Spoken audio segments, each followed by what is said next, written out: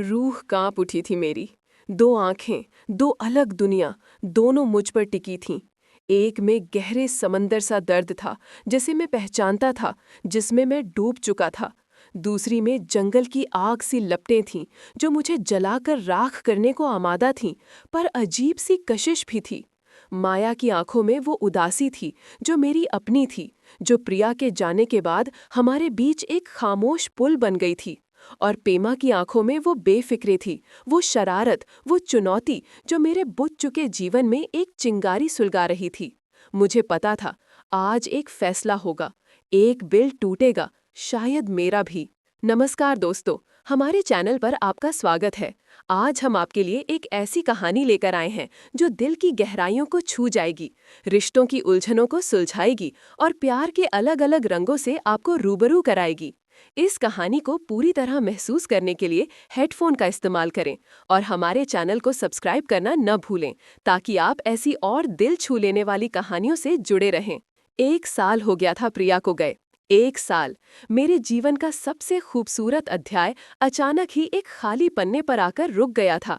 मैं राहुल, दिल्ली का एक सफल आर्किटेक्ट, आज भी उस खालीपन से जूझ रहा था। प्रिया की पहली बरसी पर उसके मायके कोलकाता आना मेरे लिए एक रस्म से ज्यादा एक मजबूरी थी। हर कोने में उसकी यादें थीं, उसकी खुशबू थी, उसकी हंसी की गूंज थी। घर में कदम रखते ही सबसे पहले मेरी नज़र माया पर पड़ी, प्रिया की बड़ी बहन, जो मुझसे 2 साल बड़ी थी। शादी नहीं की थी उसने, कहती थी पहले छोटी बहन की शादी करा दूं, फिर अपनी सोचूंगी। प्रिया के जाने के बाद माया ने ही इस परिवार को संभाला था। उसकी आंखों में भी वही दर्द था जो मेरी आंखों में था, पर वो उसे अपनी शांत मुस्कान के पीछे छिपाए रखती थी। वो मेरे पास आई, उसके हाथ में चाय का कप था, उसकी आवाज में वही ठहराव था जो मुझे हमेशा सुकून देता था। राहुल, तुम थक गए होगे, बैठो, मैं तुम्हारे लिए कुछ खाने को लाती हूँ। मैं सोफे पर बैठ गया। माया की उपस्थिति हमेशा से ही एक ठंडी छांव की तरह रही थी। प्रिया के रहते भी जब कभी हम दोनों में झगड़ा होता तो माया ही सुलह कराती थी। वो हमेशा एक समझदार बड़ी बहन, एक अच्छी दोस्त रही थी। आज उसकी सादगी, उसका धीरज मुझे और भी भा रहा था। वो चुपचाप मेरे पास बैठी मेरी आंखों में देखती रही। उन आंखों में सिर्फ संवेदना नहीं थी, एक गहरा अपनापन था जो बिना कहे ही बहुत कुछ कह जाता था। तभी कमरे में तूफान की तरह पेमा दाखिल हुई, प्रिया की छोटी बहन जो अभी कॉलेज में थी, उम्र में मुझसे लगभग 10 साल छोटी। उसकी चाल में एक अजब सी मस्ती थी, आंखों में शरारत और होठों पर हमेशा एक चुलबुली मुस्कान। जीजा जी, आ गए आप, और मुझे बताया भी नहीं, मैं कब से आपका इंतजार कर रही थी। वो मुझसे लिपटते हुए बोली, उसकी आवाज में एक अजीब सा उत्साह था। उसकी छुअन में एक बिजली सी दौड़ गई मेरे अंदर। मैंने उसे धीरे से खुद से अलग किया। पेमा, क्या कर रही हो? जीजा जी थके हुए हैं। माया ने उसे हल्के से डांटा। अरे दीदी, आप भी ना, जीजा जी के आते ही आप इतनी गंभीर क्यों हो जाते हो? उन्हें थोड़ा हंसाया करो। पेमा ने माया को चिढ़ाते हुए कहा, फिर मेरी ओर मुड़ी। जीजा जी, आप तो बिल्कुल बदल गए हैं, पहले कितने हंसमुख थे। प्रिया दीदी के जाने के बाद आप तो बिल्कुल खामोश हो गए। उसकी आवाज में अब थोड़ी चिंता थी, पर उसकी आंखों की चमक बरकरार थी। अगले कुछ दिन घर में प्रिया की बरसी की तैयारियां चलती रहीं। मैं बस एक दर्शक बनकर सब कुछ देखता रहा। माया हर काम को बड़े सलीके से करती, उसकी आवाज में आदेश नहीं, अनुरोध होता। घर में जो भी आता वो उससे बड़े सम्मान से बात करती। मुझे उसके हर काम में प्रिया की झलक दिखती। प्रिया भी बिल्कुल ऐसी ही थी, शांत, सौम्य और सबका ध्यान रखने वाली। रात को जब सब सो जाते तो माया कभी कभी मेरे कमरे में आती। हम दोनों चुपचाप बैठते, प्रिया की तस्वीरों को देखते। कभी कोई पुरानी बात याद आ जाती तो दोनों की आंखें भर आतीं। माया के कंधे पर सिर रखकर मैंने कई बार रोया था और उसने कभी मुझे नहीं टोका। बस उसके हाथ मेरे बालों को सहलाते रहते, एक माँ की तरह, एक बड़ी बहन की तरह। उस छुअन में एक अजीब सा अपनापन था जो मेरे सूनेपन को कुछ पल के लिए भर देता। दूसरी ओर पेमा थी। वो मुझे अकेला नहीं छोड़ती थी। कभी मुझे जबरदस्ती अपने साथ बाहर ले जाती, कभी कॉलेज के किस्से सुनाती, कभी मुझे अपने नए गानों पर डांस करके दिखाती। जीजा जी, ऐसे कब तक रहेंगे आप? प्रिया दीदी नहीं चाहती होंगी कि आप ऐसे गम में डूबे रहें। उठिए, जिंदगी को फिर से जिएं। वो मुझे लगभग घसीट कर छत पर ले जाती, जहां से कलकत्ता की शाम का नज़ारा दिखता था। उसकी बातों में एक अजीब सी ऊर्जा थी, जो मुझे अपनी ओर खींचती थी। उसकी बेबाकी, उसकी अदाएं, उसकी हंसी, सब कुछ इतना जीवंत था कि मुझे कुछ देर के लिए अपने गम से बाहर निकाल लाता। एक दिन उसने मुझे एक पुराने गाने पर डांस करने को कहा। मैंने मना किया तो उसने मेरा हाथ पकड़ लिया और मुझे खींचने लगी। उसकी उंगलियों की गर्माहट, उसकी आंखों की चमक मेरे अंदर कुछ बेचैन कर रही थी। जीजा जी, आप तो बिल्कुल बुढ़े हो गए हैं, थोड़ा जोश लाइए। उसने मेरा हाथ नहीं छोड़ा और मुझे अपने साथ थिरकने पर मजबूर कर दिया। उस पल मुझे लगा जैसे मैं सालों बाद मुस्कुराया हूँ, खुलकर हंसा हूँ। पेमा की उपस्थिति मेरे अंदर एक तूफान जगा रही थी, एक ऐसी आग जो मैंने प्रिया के जाने के बाद बुझा दी थी। प्रिया की बरसी का दिन आ गया। घर में रिश्तेदारों का जमावड़ा था। पूजा पाठ के बाद जब सब खाना खा रहे थे तो मैं कोने में बैठा रहा।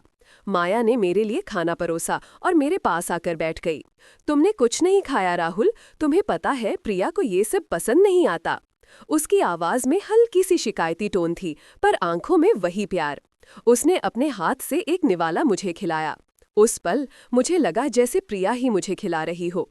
तभी पेमा वहां आ गई। जीजा जी, आप यहाँ क्या कर रहे हैं? आइए मेरे साथ बैठिए, मैं आपको एक मजेदार किस्सा सुनाती हूँ। वो मेरा हाथ पकड़कर खींचने लगी। माया की आंखों में हल्की सी नाराजगी दिखी, पर पेमा ने उसकी परवाह नहीं की। अरे दीदी, आप तो बस उन्हें उदास करती रहती हैं, मैं उन्हें हंसाऊंगी। मैं पेमा के साथ चला गया। उसने मुझे अपने दोस्तों से मिलवाया, मुझे अपने कॉलेज के प्रैंक्स सुनाए। उसकी बातों में इतनी चमक थी कि मैं खुद को रोक नहीं पाया और मुस्कुरा दिया। उसकी आंखें मेरी मुस्कुराहट पर चमक उठीं। देखा, मैंने कहा था ना, आप मुस्कुरा सकते हैं। उस शाम जब सब मेहमान जा चुके थे, मैं घर के बरामदे में अकेला बैठा था। मन में अजीब सी उथल-पुथल थी। माया की शांत, गहरी मोहब्बत, उसकी प्रिया जैसी सादगी मुझे अपनी ओर खींचती थी। उसके साथ मुझे एक अलग ही सुकून मिलता था। लगता था जैसे प्रिया ही उसके रूप में मेरे पास है, मेरी देखभाल कर रही है। वहीं पेमा की चुलबुली, बेबाक अदाएं, उसकी नई ऊर्जा मुझे फिर से जीने का एहसास करा रही थी। उसके साथ मैं अपने गम को भूल जाता था और मुझे लगता था जैसे मैं फिर से जवान हो रहा हूँ। क्या मैं माया को प्रिया की जगह देख रहा था, या मैं पेमा में एक नया भविष्य तलाश रहा था? ये सवाल मुझे अंदर ही अंदर खाए जा रहा था। तभी माया मेरे पास आई। राहुल, तुम अभी तक सोए नहीं? उसकी आवाज में हल्की सी चिंता थी। नींद नहीं आ रही माया। वो मेरे पास बैठ गई। मुझे पता है, प्रिया की यादें तुम्हें सोने नहीं देती। उसने धीरे से मेरा हाथ थामा। उसकी उंगलियां मेरी उंगलियों में समा गईं। उस छुवन में एक अजीब सी गर्माहट थी जो सीधे मेरे दिल तक जा रही थी। राहुल, मुझे पता है तुम बहुत अकेले हो। प्रिया के जाने के बाद मैंने तुम्हें कभी अकेला नहीं छोड़ा और मैं तुम्हें कभी अकेला नहीं छोड़ूंगी। उसकी आंखों में एक गहरा वादा था, एक ऐसी भावना जो बिना कहे ही सब कुछ बयां कर रही थी। उस पल मुझे लगा जैसे मेरे सारे दर्द, सारी उदासी उसकी आंखों में समा गई हो। अभी मैं माया की बातों में खोया ही था कि पेमा पीछे से आई। अरे वाह, आप दोनों यहाँ रोमांटिक बातें कर रहे हैं। उसकी आवाज में शरारत थी, पर उसकी आंखों में एक अजीब सी चमक थी जो मैं पढ़ नहीं पा रहा था। माया, पेमा ने झटके से अपना हाथ हटा लिया। उसके चेहरे पर हल्की सी शर्मिंदगी थी। पेमा, ये क्या तरीका है? माया ने उसे डांटा। अरे दीदी, मैं तो बस, मुझे लगा आप दोनों सो गए होंगे। पेमा ने एक पल के लिए अपनी नजरें झुकाईं, फिर सीधी राहुल की आंखों में देखा। जीजा जी, आप भी ना, दीदी के साथ इतनी देर तक बातें करते रहेंगे तो मुझे तो बुरा लगेगा ना। उसकी आवाज में एक अजीब सा अधिकार था, एक शिकायत थी जो मुझे हैरान कर गई। रात भर मैं सो नहीं पाया। माया की आंखों का वादा, पेमा की शिकायत, दोनों मेरे दिमाग में घूम रही थीं। मैं किसकी ओर खिंचा जा रहा था, या मैं बस अपने अकेलेपन से भाग रहा था? अगले दिन सुबह पेमा मेरे पास आई। जीजा जी, मैं आपको एक राज की बात बताती हूँ। उसने मुझे बालकनी में खींचा, जहाँ कोई नहीं था। मुझे पता है आप दीदी को पसंद करते हैं, वो भी आपको बहुत पसंद करती हैं। उसकी आवाज में एक अजीब सी मिठास थी, पर उसकी आंखों में एक चुनौती थी। मैं हैरान रह गया। पेमा, तुम क्या कह रही हो? अरे मैं सब समझती हूँ, दीदी बहुत अच्छी हैं, वो आपको खुश रखेंगी। उसने मेरा हाथ थामा। पर क्या आपको पता है जीजाजी कि दीदी बहुत बोरिंग है। वो आपको हंसा नहीं पाएंगी जैसे मैं हंसा सकती हूँ। वो आपको वो जोश नहीं दे पाएंगी जो मैं दे सकती हूँ। उसकी उंगलियां मेरे हाथ पर धीरे धीरे सरक रही थीं, एक अजीब सी उत्तेजना जगा रही थीं। क्या आप सच में अपनी बाकी की जिंदगी उसी उदासी में जीना चाहते हैं जिसमें आप अभी हैं, या आप एक नई शुरुआत करना चाहते हैं? उसने अपनी उंगलियों से मेरी हथेली को सहलाया। उसकी छुअन में एक अजीब सी आग थी, एक ऐसी आग जो मेरे अंदर के बुझे हुए आदमी को फिर से जला रही थी। मैं उसकी बातों से बेचैन हो उठा। पेमा, तुम ये क्या कह रही हो? तुम नहीं समझती? मैं सब समझती हूँ जीजाजी, उसने मेरे करीब आते हुए कहा। उसकी सांसें मेरे चेहरे से टकरा रही थी। आप मुझे पसंद करते हैं, है ना? मेरी शरारतें, मेरी बातें, मैं। उसकी आंखों में एक गहरा नशा था जो मुझे अपनी ओर खींच रहा था। आप मुझसे प्यार कर सकते हैं राहुल। मैं आपको खुश रखूंगी। मैं आपको फिर से जीना सिखाऊंगी। उसकी आवाज में एक अजीब सा जादू था जो मुझे सम्मोहित कर रहा था। उस पल मैं खुद को रोक नहीं पाया। उसकी आंखों में देखकर उसके होंठों पर एक पल के लिए मेरी नजर ठहर गई। मेरे अंदर एक अजीब सी इच्छा जागृत हो रही थी, एक ऐसी इच्छा जो मुझे अपराध बोध से भर रही थी, पर मैं उसे रोक भी नहीं पा रहा था। तभी माया की आवाज आई, राहुल, पेमा, तुम दोनों यहाँ क्या कर रहे हो? उसकी आवाज में हल्की सी सख्ती थी। पेमा तुरंत मुझसे दूर हट गई। उसके चेहरे पर हल्की सी मुस्कान थी, जैसे उसने कुछ जीत लिया हो। माया हमारे पास आई। उसकी आंखों में एक अजीब सा सवाल था। पेमा, तुम राहुल को परेशान क्यों कर रही हो? मैं कहाँ परेशान कर रही हूँ दीदी, हम तो बस बातें कर रहे थे, पेमा ने मासूमियत से कहा। माया ने मेरी ओर देखा। उसकी आंखों में एक गहरा दर्द था, एक ऐसी उदासी जो मुझे तोड़ रही थी। मुझे लगा जैसे मैंने उसे धोखा दिया हो। राहुल, मुझे तुमसे कुछ बात करनी है, माया ने धीरे से कहा। मैं उसके पीछे पीछे चला गया। हम दोनों प्रिया के कमरे में गए। उस कमरे में प्रिया की खुशबू आज भी थी जो मुझे अंदर तक झकझोर रही थी। राहुल, मैं जानती हूँ तुम परेशान हो, माया ने धीरे से कहा। उसकी आवाज में अब भी दर्द था। पर पेमा, वो अभी बच्ची है, वो नहीं समझती कि तुम किस दौर से गुजर रहे हो। मैंने उसकी बात काटी। माया, ये पेमा की बात नहीं है, ये मेरी बात है। मैंने उसकी आंखों में देखा। मैं बहुत अकेला महसूस करता हूँ। प्रिया के जाने के बाद मेरा जीवन बिल्कुल खाली हो गया है। माया ने मेरा हाथ थामा। मैं जानती हूँ राहुल, और मैं तुम्हें कभी अकेला नहीं छोड़ूंगी। उसकी आंखों में फिर वही वादा था, वही गहरा प्यार। मैं हमेशा तुम्हारे साथ रहूंगी। उसकी आवाज में एक अजीब सी थरथराहट थी। राहुल, क्या तुम मुझे कभी प्रिया की जगह देख पाओगे? क्या तुम मुझे वो प्यार दे पाओगे जो तुमने प्रिया को दिया था? उसकी आंखों में एक उम्मीद थी, एक गहरी इच्छा थी जो मुझे अंदर तक छू गई। मेरे अंदर एक तूफान उमड़ पड़ा। एक तरफ माया का शांत गहरा प्यार, उसकी समझदारी, उसका अपनापन जो मुझे प्रिया की याद दिलाता था, जो मुझे सुकून देता था। दूसरी तरफ पेमा की चुलबुली बेबाक अदाएं, उसकी ऊर्जा, उसकी आग जो मुझे फिर से जीने का एहसास करा रही थी, जो मुझे एक नई राह दिखा रही थी। मैं क्या कहता, मैं किसे चुनता? क्या मैं अपने अतीत से बंधा रहता या एक नए भविष्य की ओर कदम बढ़ाता? माया, मैंने धीरे से कहा, मैं नहीं जानता, मैं बहुत उलझ गया हूँ। उसकी आंखों में दर्द गहरा गया, पर उसने मुझे कुछ नहीं कहा। वो बस चुपचाप मेरे हाथ को थामे रही। उसी शाम परिवार के सभी लोग एक साथ बैठे थे, प्रिया के पिताजी, माताजी और हम तीनों। पिताजी ने चुप्पी तोड़ी।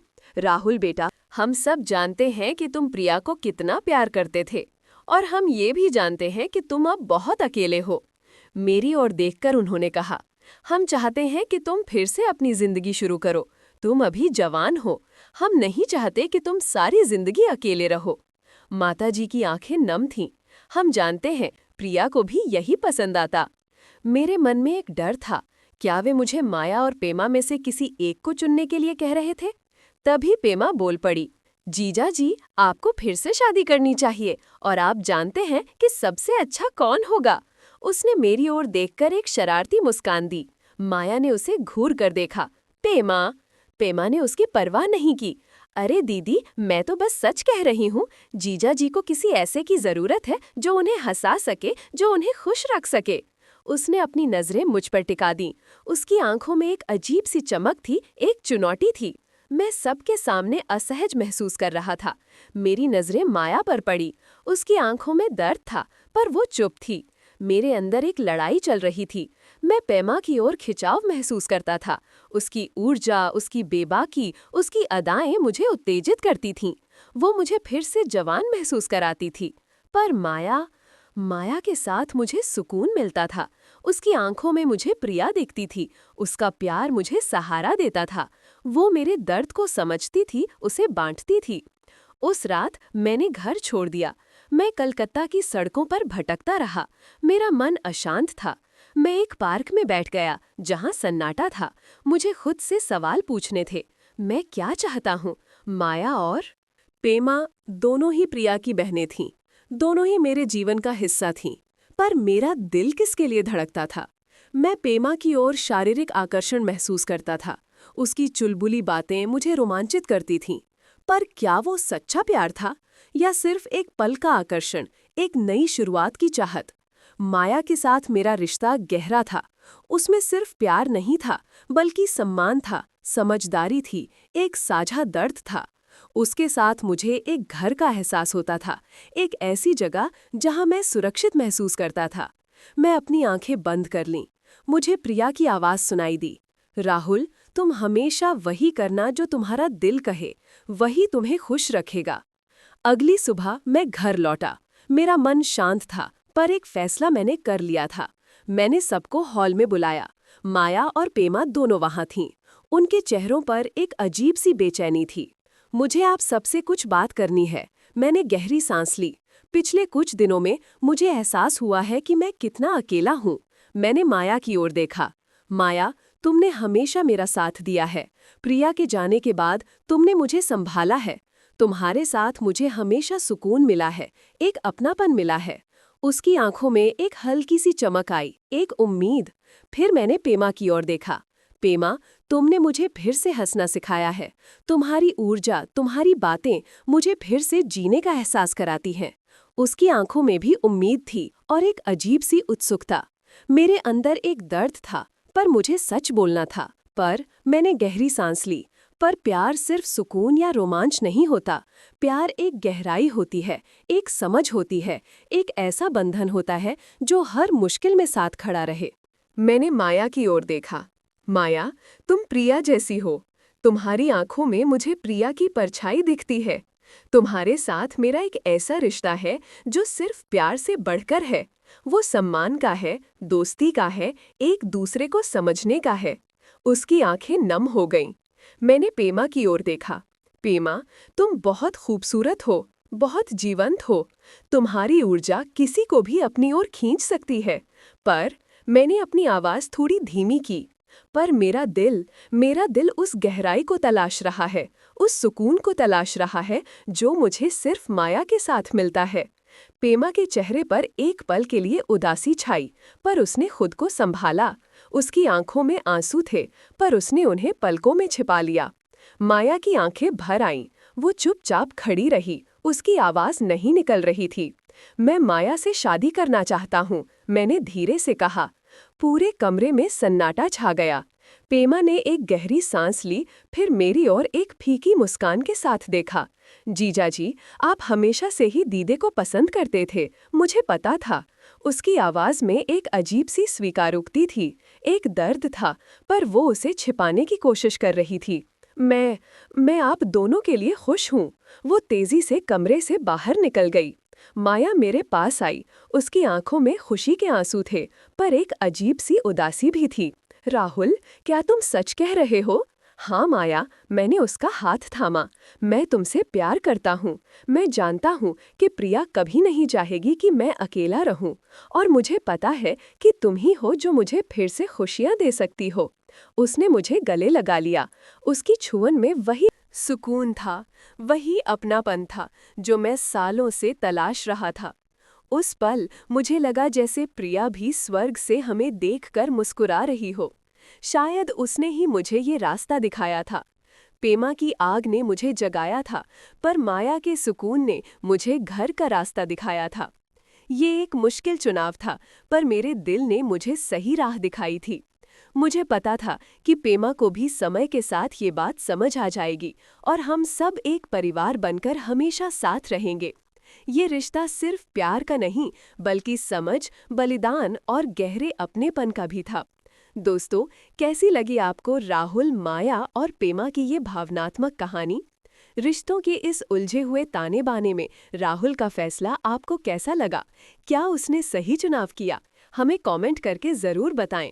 अगर आपको ये कहानी पसंद आई हो तो इसे लाइक करें, अपने दोस्तों और परिवार के साथ शेयर करें और हमारे चैनल को सब्सक्राइब करना ना भूलें, ताकि आप ऐसी और दिल को छू लेने वाली कहानियों से जुड़े रहें। हम जल्द ही मिलेंगे एक नई कहानी के साथ। तब तक के लिए अपना ख्याल रखें और प्यार बांटते रहें।